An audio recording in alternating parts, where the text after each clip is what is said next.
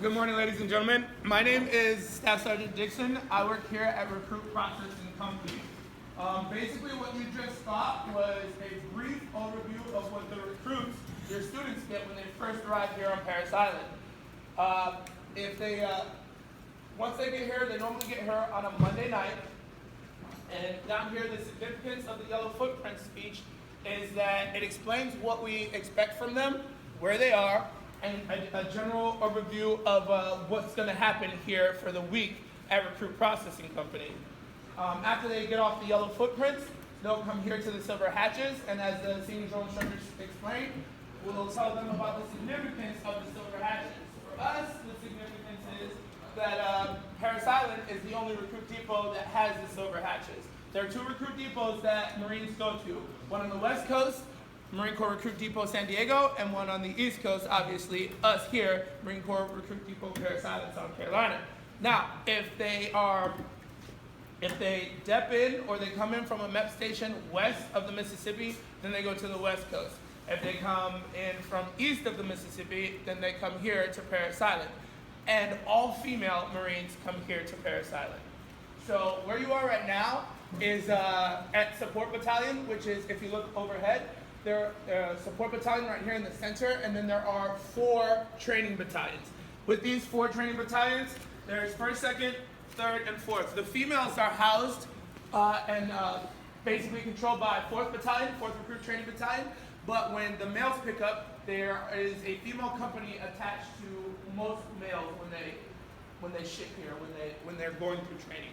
So no, we're not housed co-ed, but at each training event, like the rifle range, gas chamber, rappel tower, swim quad, at the training events, if there's a male company, there's a female company attached with them. So typically, right now, we've got about 410 males on deck. Typically, that number can increase up to about 590 something. And then females is about 150, 160 per week.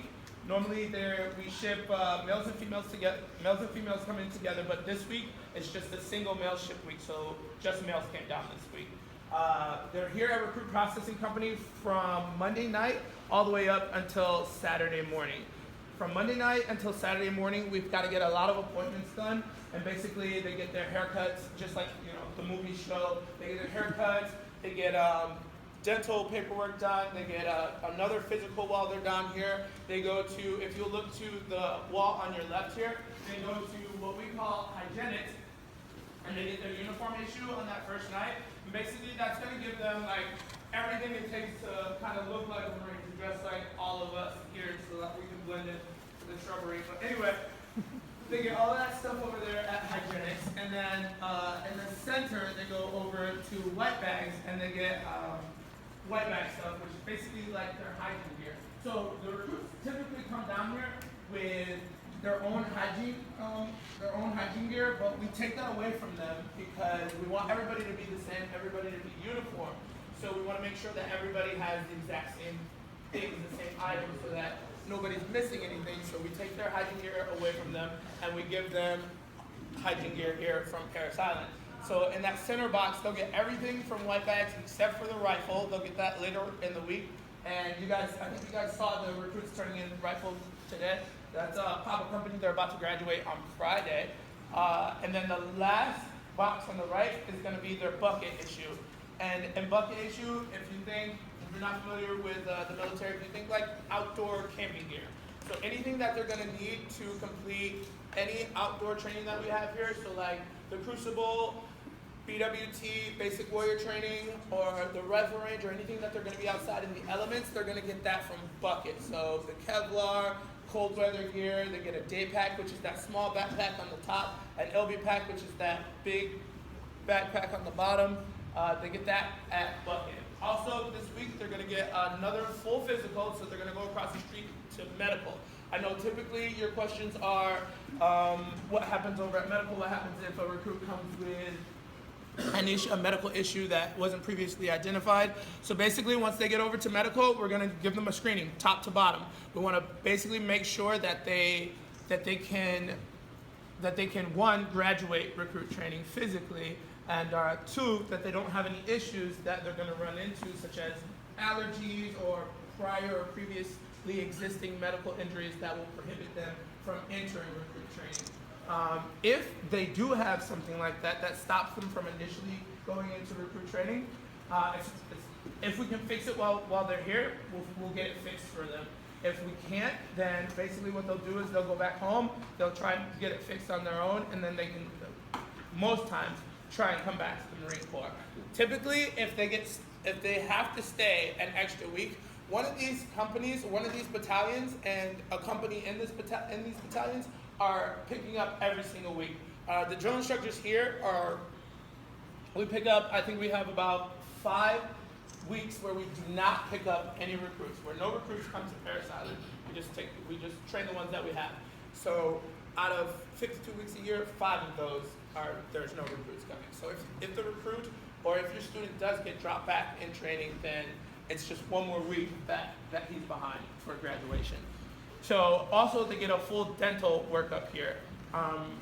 Most of them don't have or haven't seen a dentist. So basically what the dentist is doing while he's here is making sure that there are no dental problems that will prohibit them from entering recruit training.